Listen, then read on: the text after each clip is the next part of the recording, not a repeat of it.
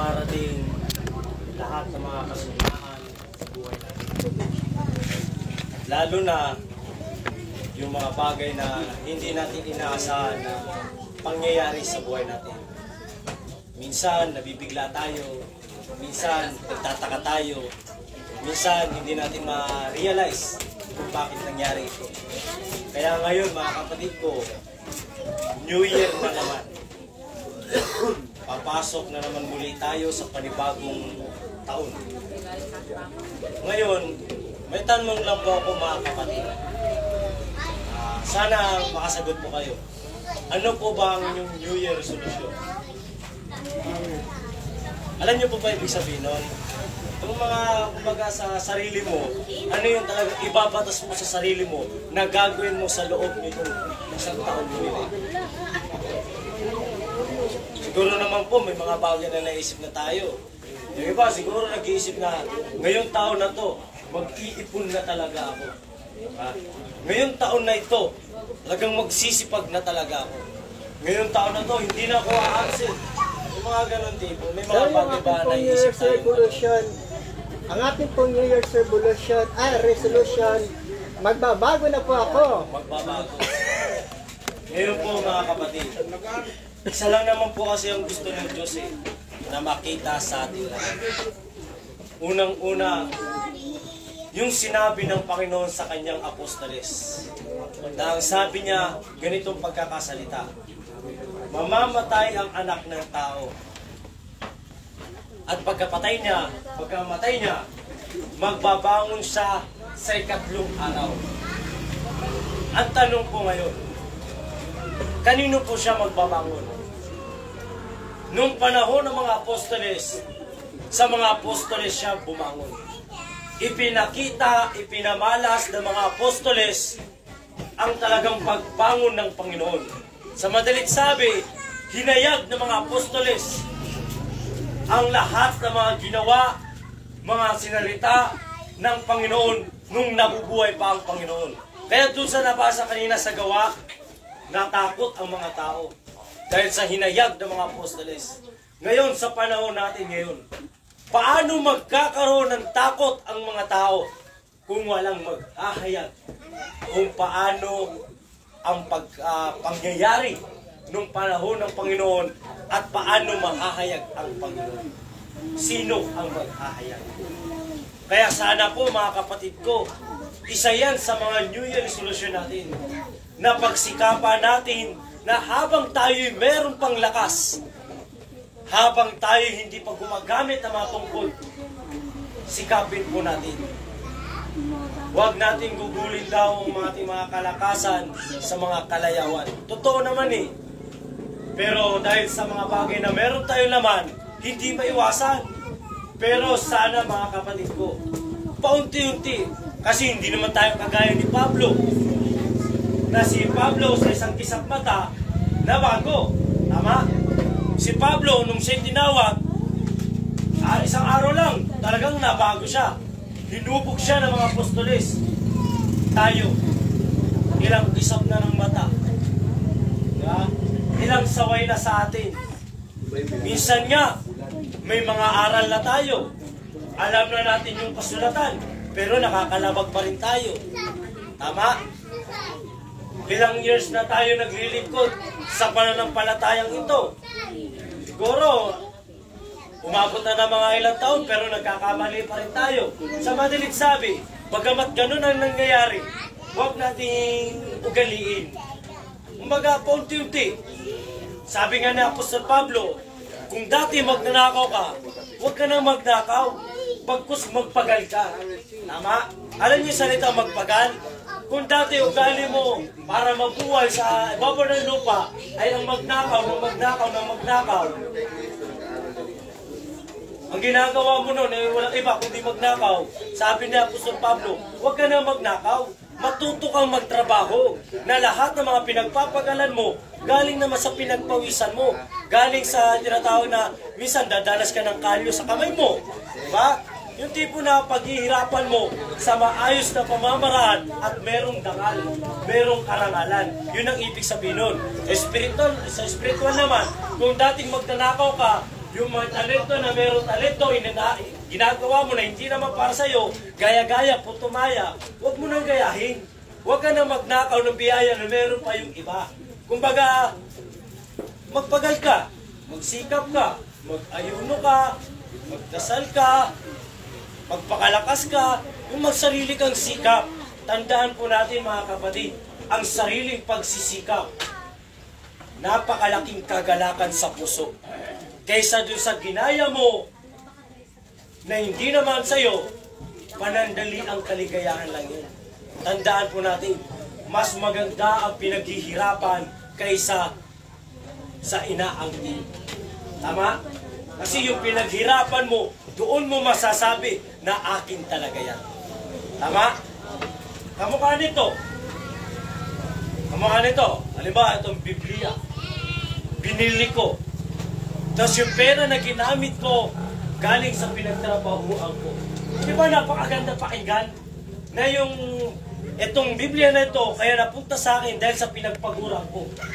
Pero yung hindi mo pinagpaguran at inaangkin mo na sinasabi mo sa'yo, hindi nakakatuwa. Di ba? Ganyan ang ginawa ng Panginoon. Kaya sabi ng Panginoon, nung siya'y nangangaral, pinabanal ko yung sarili ko, nag-ingat siya na gumawa ng masama, lahat yun na pinagpaguran niya. Dinanas niya yung hirap, dinanas niya yung pagdanak ng dugo. Alam niyo yung katayuan ng Panginoon, hari ng mga hari. Hindi yan ibinigay sa kanya na hindi niya pinagpaguran. Tama? Yung tatak niya at yung paglaluklok niya sa luklukan ng Ama, hindi yan niya na nakuha ng naka-24 lang. Tandaan po natin, nakuha ng Panginoon yan. Buwis ang kanyang buhay. Tama? Lahat ng sakripisyo, lahat ng pagbabata, lahat ng kahirapan, lahat ng mga masalimuot, ng mga pangyayari, lahat yun dinanas ng Panginoon. Makamit na lang ang lumuklok sa kanan ng Diyos. Kaya dito sa pananampalatayang ito, isa lang po ang masasabi ko. Bago natin makamit ang titulo na meron tayong ipagkakaloob ng Diyos, yung sinasabi ng kasulatan, bilang kawal na nasa pagkakawal. Hindi siya pinuputungan kung hindi siya gagawa at makikipaglaban ng mahusay dito sa sanlibutan. Tandaan po natin, walang general na magbibigay ng maluwalhatian sa iyo o pupurihin ka ng naka-24 ka lang. Bakit tumataas ang ranggo ng mga pulis? Kapag meron silang nagawa na maganda at malaking accomplish sa kanilang buhay. Tayo, paano natin makakamit yung salitang paghahari ng Panginoon kung hindi natin magagawa o makagawa ng accomplish mismo sa sarili natin?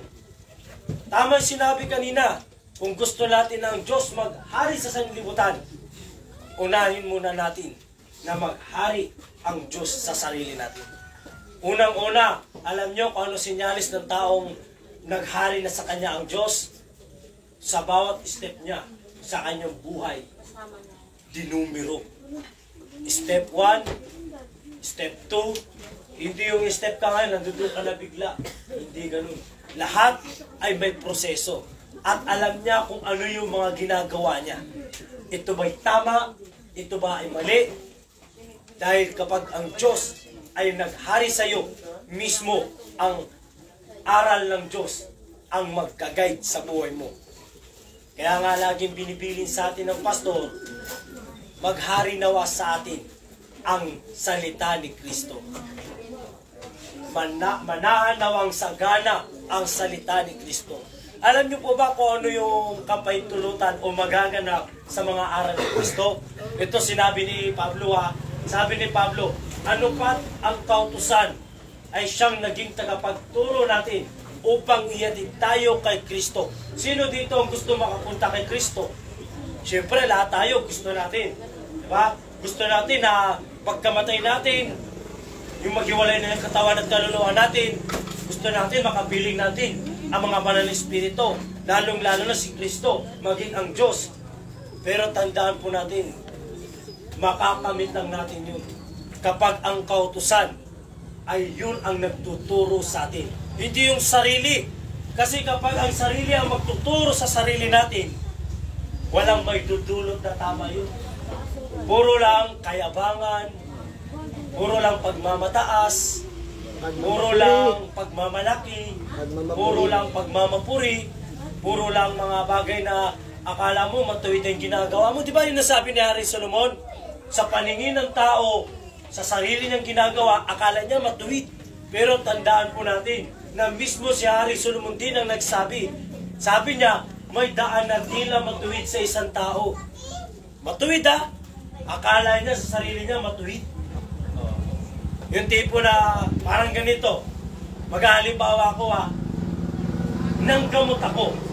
Halimbawa, nanggamot ako. Ito para sa mga manggagamot ha. Nanggamot ako. Pero sa panggagamot mo, hindi mo inaralan. Ginamot mo lang. Sa tingin mo, sa sarili mo na matuwid na yun. Pero sa harapan ng Diyos, hindi pala matuwid. Alam niyo ano sabi ng Diyos sa pastor? Nung siya'y nanggamot, talagang nanggamot. Marami siyang pinagaling. Pero alam niyo, sabi ng Diyos sa kanya, pinarami mo lang ang mga makasalanan. Bakit? Kasi kapag ikaw ay manggagamot, tandaan mo, sabi ng Panginoon, nangaral muna siya bago siya nanggamot. Kaya kung hindi mo babanalin ang isang tao at hindi mo siya dadalhin sa paanan ng Diyos, gagamutin mo lang, walang kabuluhan yun. At walang saysay lahat ng mga ginagawa ng manggagamot kapag ganun lang. O nga, gumaling siya. Matuwid, kasi nakapagpagaling ka. Pero tandaan mo, ang masama, pag hindi mo napagwikaan sa kanyang kasamaan, saan kanino niya sisingilin yung dugo? Pag namatay yung tao na yun, ikaw na manggagamot sa iyo sisingilin. Okay, sa mga ebanghelista, alam niyo kung ano naman problema sa mga ebanghelista. Kapag nagsasalita ka ng mga salita ni Kristo, oo, matuwid yun. Nangangaral ka, nakapagturo ka, nakapagmulat ka ng mga mata, yung mga hindi nakakaunawa, matuwid yun. Pero hindi lang matuwid kapag ang inaral mo ay hindi mo nagawa. Okay po? Kaya dito walang lusot. Ebanghelista man, manggagamot man, maging ang mga kasangkapan. Lalong-lalo na sa mga kasangkapan. Kasi ang kasangkapan, bit-bit nila ang karangalan ng Diyos. Alam niyo kung bakit bit-bit nila ang karangalan ng Diyos? Kasi tuwing bababa ang banal na Espiritu sa katauhan mo, naglalarawan sa iyo ang pangalang banal na Espiritu. Kaya ngayon, ikaw na kasangkapan, oo, matuwid ang gumanap. Matuwid yun. Nakakapagsaysay ka ng mga hiwaga ng kasulatan. Nakakapagsaysay ka ng mga hiwaga ng kalangitan. Nasasaysay mo yung kalalim-laliman ng mga bagay na hindi nauunawaan. Yung mga tao na hindi makapaniwala, na naniniwala, nagkakaroon ng takot, matuwid yun. Pero tandaan mo, kapag dumating yung araw na ang sa iyong pagsasaysay ay lahat pala yun ay pagpapanggap at pagpapakunwari at higit sa lahat, ginagamit mo ang pangalang Diyos. Sabi ng kasulatan, huwag ninyong babanggitin ang pangalan ng Diyos sa walang kabuluhan. Batas ba ng Diyos yun? Yes. Saan po nakalagay dito yun? Pang ilan? Ito. Number 5 yata yun o 6? Ayun o, number 2. Ito. Huwag mong babanggitin ang pangalan ng Diyos sa walang kabuluhan. Kasi Diyos ang dala-dala mo nun eh. Banal na Espiritu. Ngayon, kung gagamitin mo ang pangalan ng Banal na Espiritu, baka maging katulad ka nung panahon ni Kristo. Ano sabi ng Panginoon ng Kristo? Sabi ni Pedro, na merong gumagamit sa pangalan. Meron din mga kasangkapan na gumagamit ng pangalan ng Kristo. Maraming gumagamit sa pangalan ng Diyos. Sabi ng Panginoon, sige, yan mo sila. Walang taong gagamit sa pangalan ko na gagamitin sa pangangalakal, gagamitin sa pagninegosyo, gagamitin para makilala, gagamitin para sumikat, gagamitin ang pangalan ni Kristo para ikaw ay dumakila, walang gagamit sa pangalan ni Kristo para gamitin sa ganung bagay. Tandaan niyo po, ang kasangkapan, mag-iingat ng isang bahayan. Yan ang sinabi ng Osias. Sa pamamagitan ng isang propeta, maiingatan ang bayan kapag maayos ang pangangasiwa at pangangaral at pagmumula ng mga taong hindi pamulat. Pero tandaan niyo po, sa pamamagitan ng isang propeta, mawawasak at mapapahamak ang isang bayan. Bakit? Dahil doon na magpapasimula na maliligaw ang mga tao. Kaya sabi ni Apostol Pablo kay Timoteo, sa pangkalahatan, pero sinabi niya lang kay Timoteo, mag-ingat ka sa iyong turo. Mag-ingat ka sa iyong sarili. Sa mga sinasabi natin, ingatan natin yung sinasabi natin. Ingatan din natin yung sarili natin. Bakit? Bakit kailangan ingatan yung sarili natin? Kasi tayo yung huwaran. Tayo yung uliran. Tayo yung letrang binabasa. Kapag meron nakita ang tao sa atin, anumang bagay na katitisuran, tandaan nyo po, kasama ka na mananagot sa taong nakatisod o natisod mo.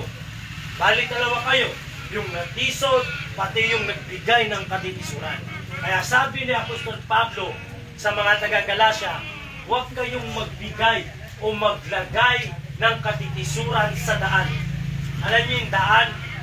Kung halimbawa, ayan, daan yan ha, material po ito ha, kung halimbawa papunta rito, galing silang bangkal papunta rito sa pagsamba. Naglagay ka dyan ng mga bubog, naglagay ka dyan ng mga tinik. Yun ang sinasabi na naglagay ka ng katitisuran. Material po yun. Pero sa spiritual, kapag nandito tayo sa pananampalataya, sa lahat ng mga lumalapit, sa lahat ng mga nag-iibig ng mga ligtas, at ikaw mismo ay ang nagbibigay ng mga katampalasan na nakikita ng kanilang mga mata. Ikaw mismo ang naglalagay ng katitisuran sa paningin at sa pananampalataya ng mga taong dumarating. Kaya sabi niya, mabuti pa sa iyo ang magbigti na lang, iagi sa dagat. Tama? Maglagay ng gilingang bato sa leeg. Kaya mga kapatid ko, ipinapauna ko po ito sa inyo, alang-alang doon sa paghahari ng ating Panginoong Jesucristo. Paghahari ng ating Diyos. Then narinig ko kanina, totoo yun. Kung ako nga'y Ama, nasaan ang aking dangal? At kung ako'y Panginoon, asan ang takot nila sa akin? Alam nyo, kanino magsisimula yung mga ganung bagay na tema? Sa atin eh. Kaya halimbawa ko ha, kung siya ang ating pastor, bilang isa na ama ng ating pananampalataya, kung siya'y ama ng pananampalataya, nasaan ang kanyang dangal? Mababaw pa lang yun. Kung siya ang ama ng pananampalataya, si Leonidas, pinito, Mawirat. Ay, Mawirat. Kung siya ay ama ng pananampalataya, nasaan ang kanyang dangal?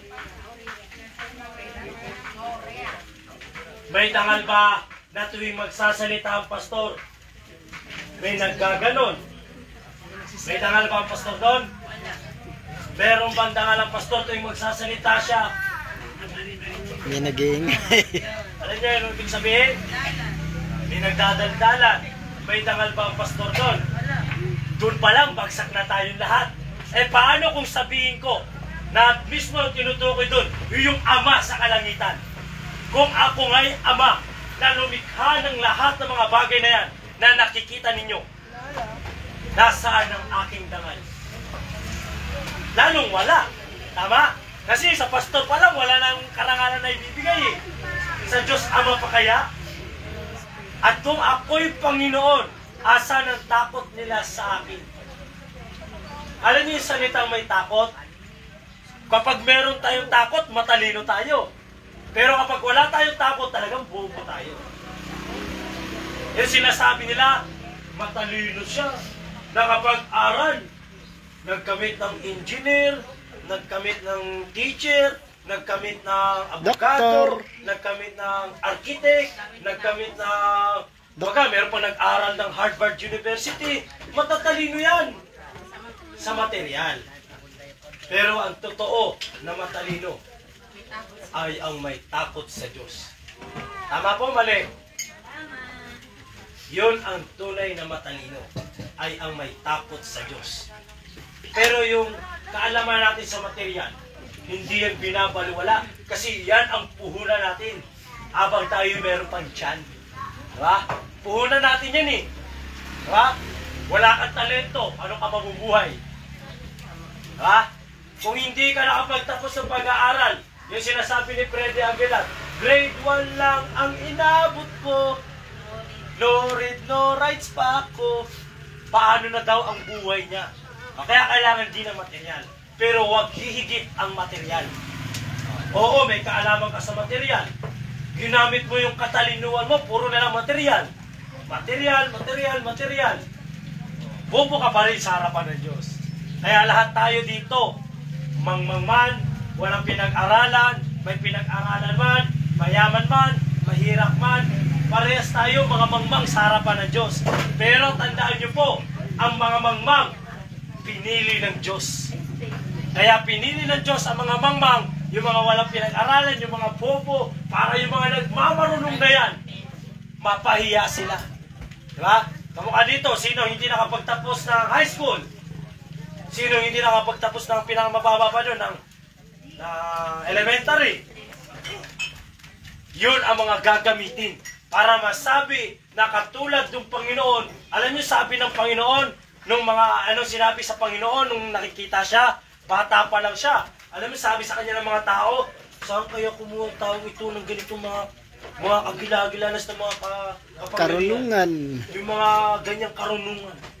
Samantalang alam nila na si Jesus walang pinag-aralan.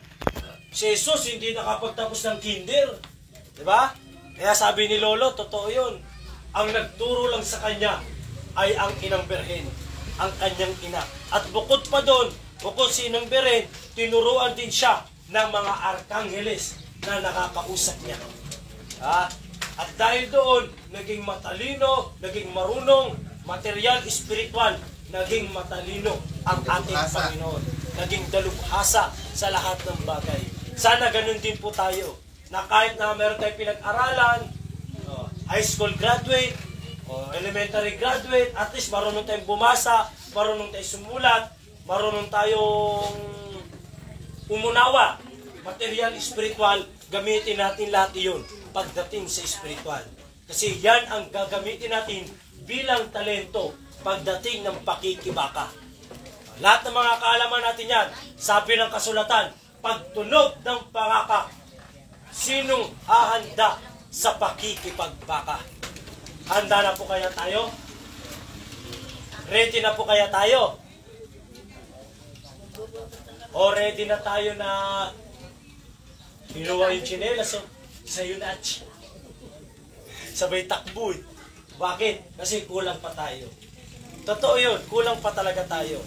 Aminado naman tayo dun eh. Hindi tayo mahusay sa ebanghelyo.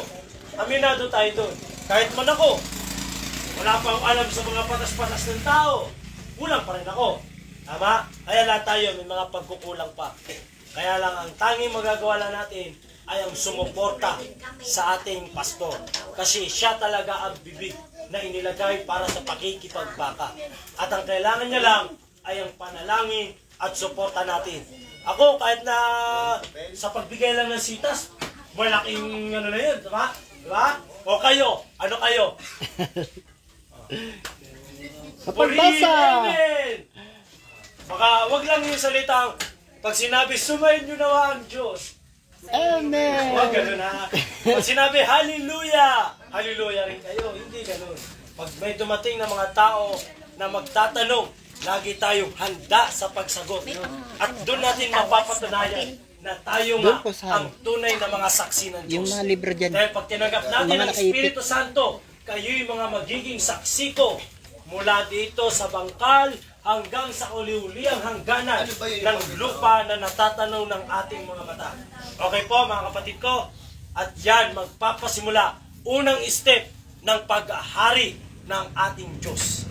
Amen. Yun ang unang step. Kasi bago tayo humakbang sa pangalawang step, alam niyo yung pangalawang step?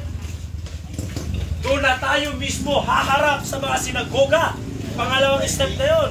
Ang unang step mismo sa pananampalataya natin. Dito magsisimula ang unang step ng paghahari ng Diyos bago sa pangalawang step. Okay po? Step by 1, step by 2, step by 3 ang ating paglakad sa pananampalataya. Muli po at magandang araw po.